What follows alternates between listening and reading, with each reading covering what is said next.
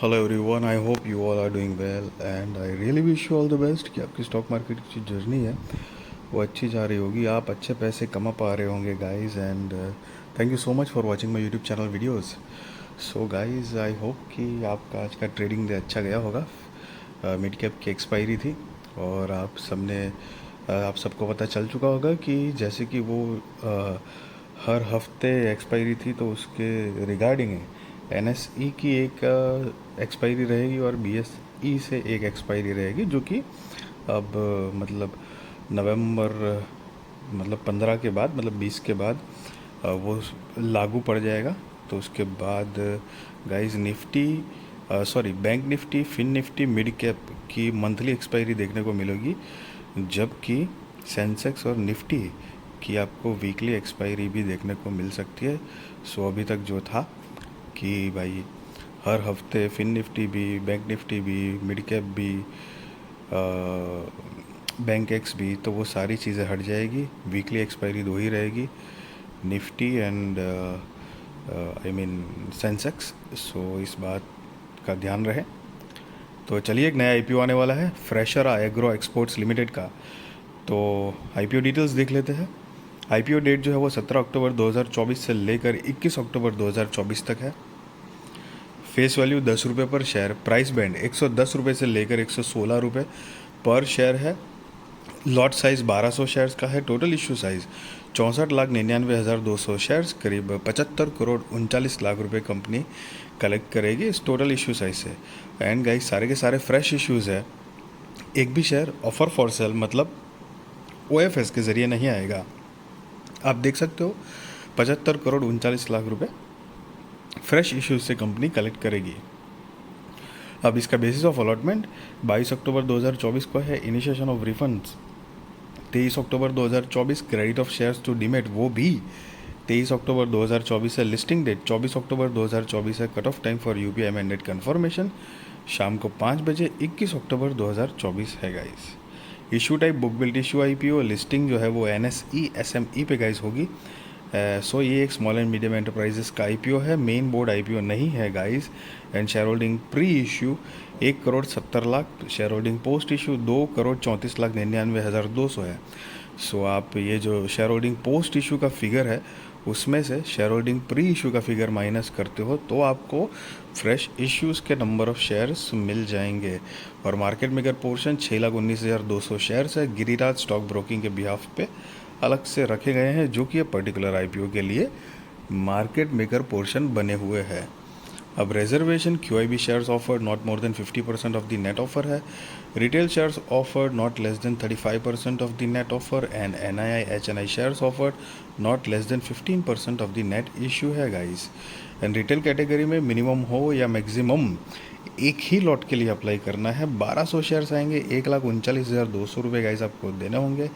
HNI में minimum 2 lot के लिए अप्लाई करना है। 2400 शेयर्स आ जाएंगे, 2,78,400 गाइस आपको देने होंगे।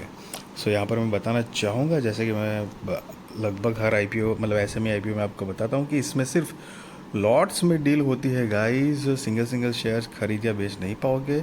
लिस्टिंग के बाद लॉट साइज चेंज होने के भी चांसेस होते हैं। तीसरी की बड़ी अमाउंट लगती है, 1 लाख से ऊपर की अमाउंट 1.5 लाख तक निपट जाता है एक मतलब आईपीओ, एक लॉट आईपीओ अप्लाई करने की अमाउंट। सो इस बात का ध्यान रहे, बड़ी अमाउंट होती है और ऊपर से थोड़े रिस्की भी होते हैं, जो आपने कई बार सुना होगा एसएमई आईपीओस के बारे में। अब यहाँ पर अच्छी बात यह है कि एंकर इन्वेस्टर्स इन्वॉल्व है, लेकिन उससे पहले प्रमोटर्स देखते हैं तो कि Mr Junaid Ahmed, Mr Iqbal Ahmed Khudratulla Mohammed and Mrs Asma Syed are the company's promoters, जिनकी शेयर होल्डिंग प्री इशू 86.50% है। शेयर होल्डिंग पोस्ट इशू नहीं दी गई है। अब एंकर इन्वेस्टर्स की अगर डिटेल्स में देखेंगे तो बीडी डेट जो है वो 16 अक्टूबर 2024 है। शेयर्स जो ऑफ़र करे गए हैं 17,61,600। उनका पोर्शन इन साइज़ जो है वो 20 करोड़ 43 लाख रुपए है। Anchor login period end date for 50% shares 30 days, तारीख 21 नवंबर 2024। Anchor lock in period end date for remaining shares 90 days का टाइम है। सॉरी, हाँ, 20 जनवरी 2025 की मतलब तारीख है। सो गाइस, ये जो अलग अलग डेट दी गई है वो बेसिकली कंपनी के साथ एंकर इन्वेस्टर्स जो होते हैं उनकी डील होती है कि अलॉटमेंट होने के बाद, मतलब लिस्टिंग के बाद 30 दिन तक एंकर इन्वेस्टर एक भी शेयर बेच नहीं सकता है। उसके बाद बेचना चाहे तो 50% का हिस्सा ही बेच सकते हैं और बचा हुआ 50% का हिस्सा 90 डेज़ के बाद ही बेच सकते हैं। सो ये उसकी अलग अलग डेट दी गई है। हालांकि एंकर इन्वेस्टर्स जब भी इन्वॉल्व होते हैं तो वो एक पॉजिटिव ज़रूर माना जाता है। एक ग्रे मार्केट प्रीमियम बढ़ने के चांसेस होते हैं guys, chances again and yes. लेकिन कभी भी मेरा पॉइंट ऑफ व्यू अगर बताऊं तो आईपीओ हो या स्टॉक हो, एक सिंगल एजेंडा पॉइंट कि भाई कोई एंकर इन्वेस्टर इन्वॉल्व है या बड़ा इंस्टीट्यूशन, बड़ा इन्वेस्टर इन्वॉल्व है, उस चक्कर में एक सिंगल एजेंडा ये वो पॉइंट पे इन्वेस्टमेंट का डिसीजन नहीं लेना चाहिए, क्योंकि उनका research team, money management, risk management, कितना प्रॉफिट करके निकलेंगे, कितना लॉस बुक करने की उनकी कैपेसिटी है, बहुत और सारी चीज़ों में फ़र्क होता है गाइस। सो इस बात का ध्यान रहे। यस, पॉजिटिव बात ज़रूर कहलाई जाती है। अब कंपनी के अगर बिजनेस की ब्रीफ आइडिया लें तो fresher agro exports limited, formerly known as Freshera Pickles Exports, and established in 2015 and procures, processes and exports preserved gherkins and other pickled goods from India to various countries across the world. Under a contract farming program, the company exports raw produce from local farmers in Tamil Nadu, Karnataka, and some parts of Andhra Pradesh. 70% of the produce is not ready to eat and is supplied directly to factories for further processing and conversion into finished products. The remaining 30% is supplied to food brokers and traders in the international market. The company's product include gherkins, baby corn, jalapeno, and other pickled vegetables. As of March 31st, 2024, the company processes and exports pickled vegetables in 3 different packaging categories, जिसमें है industrial packaging in food grade drums and pails, दूसरा food packaging in plastic buckets and tin cans, और तीसरा जो है retail packaging in glass jars and tin cans. So guys, ये कुछ 3 अलग अलग कैटेगरी में उनकी पैकेजिंग सिस्टम दिखाई गई है और साथ में कुछ सेफ्टी स्टैंडर्ड्स एंड ऑथेंटिकेशंस के कुछ रिमार्क्स दिए गए हैं यहाँ पर, कि मतलब उनकी पैकेजिंग प्रोडक्ट्स जो है वो हाइजीन लेवल पे सही मात्रा में है, और साथ में कुछ कॉम्पिटिटिव स्ट्रेंथ भी कंपनी की यहाँ पर बताई गई है। अब मोटा मोटी कंपनी मतलब बिज़नेस क्या जनरेट कर पा रही है वो ज़रूरी है, तो कि साथ में 30 सितंबर 2024 के हिसाब से कंपनी के पास 135 लोगों की टीम है जो कि अलग अलग डिपार्टमेंट में काम करती है, मतलब एम्प्लॉयज़ है। अब यहाँ पर फाइनेंशियल्स अगर देखेंगे तो 31 मार्च 2022, 23, 24 एंड 30 सितंबर 2024 के फाइनेंशियल्स दिए गए हैं। गाइस, ये सारे फिगर लैक्स में है, मैं आपको करोड़ में कन्वर्ट करके बताऊंगा, और रिसेंट वाला सितंबर 2024 वाला हम नहीं देखेंगे क्योंकि वो फुल ईयर का नहीं है। तो चलिए कि एक बारी कंपेयर करते हैं कि कंपनी ने क्या प्रोग्रेस किया है ये 2-3 साल में, मार्च 2022, 23 और 24 का।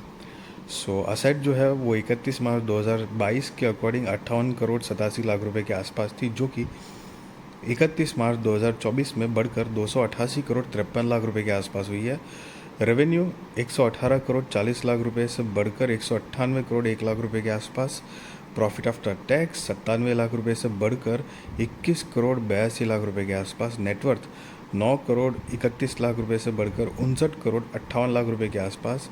रिजर्व्स एंड सरप्लस अगर 24 मार्च मतलब 2024 मार्च का देखें तो 9 करोड़ 96 लाख है, जो कि पहले 22 और 23 में नहीं दिया गया है। एंड टोटल बोरोइंग्स जो है वो 34 करोड़ 79 लाख रुपए से बढ़कर 176 करोड़ 18 लाख रुपए के आसपास हुई है। सो गाइस, मोटा मोटी अगर बात करें तो सारी चीज़ें ग्रोइंग मोड में है, revenue, profit, net worth, reserves and साथ में लेकिन बोरोइंग्स भी काफ़ी बढ़ी हुई है गाइस। सो लेट्स सी अब आगे कंपनी क्या प्रोग्रेस कर पाती है इन फ्यूचर। आई होप कि बोरोइंग्स कम करे और प्रॉफिटेबिलिटी ज़्यादा से ज़्यादा और बढ़ाए। सो अमाउंट इन लैक्स यहाँ पर लिखा हुआ है जो आप पढ़ सकते हो, मैंने आपको बताया, मैंने आपको करोड़ में कन्वर्ट करके बताया हुआ है। और कंपनी का मार्केट कैप 272 करोड़ रुपए के आसपास का है, और ROC 12.31%, debt to equity 2.77, RONW 29.67%, PBV 7.31, PAT margin 10.98, EPS pre-IPO 12.84, post-IPO 9.68, PX pre-IPO 9.04, post-IPO 11.98 है। एंड ये जो नोट है वो EPS pre-IPO एंड post-IPO कैसे कैलकुलेट किया है वो बताया हुआ है गाइज यहाँ पर। अब अगर कंपनी की ऑब्जेक्ट ऑफ इश्यू देखे, मतलब IPO लाने की वजह, तो कि to meet the capital expenditure, funding the working capital requirements of the company, to meet the general corporate purposes and to meet the issue expenses. So guys, just be responsible trader, be responsible investor, value your money guys, and I really wish you all the best। आपकी stock market की journey अच्छी जाए, आप अच्छे पैसे कमा पाओ guys. And yes, मैं कोई बाय और सेल रिकमेंडेशन नहीं दे रहा हूँ आपको, ना ही मैं आपको ये बता रहा हूँ कि आप IPO में अप्लाई करो या ना करो। That is depend on your risk research, financial advisor को पूछ कर करना। बट यस, अगर वीडियो अच्छी लगी तो ज़रूर लाइक शेयर सब्सक्राइब करिए। आपके सारे कॉन्टैक्ट के साथ भी मेरी वीडियो चैनल शेयर करिए, ताकि उनकी भी स्टॉक मार्केट की जर्नी और भी ज़्यादा कॉन्फिडेंट, सक्सेसफुल और अवेयर हो पाएगा। Guys, thank you so much for watching this video.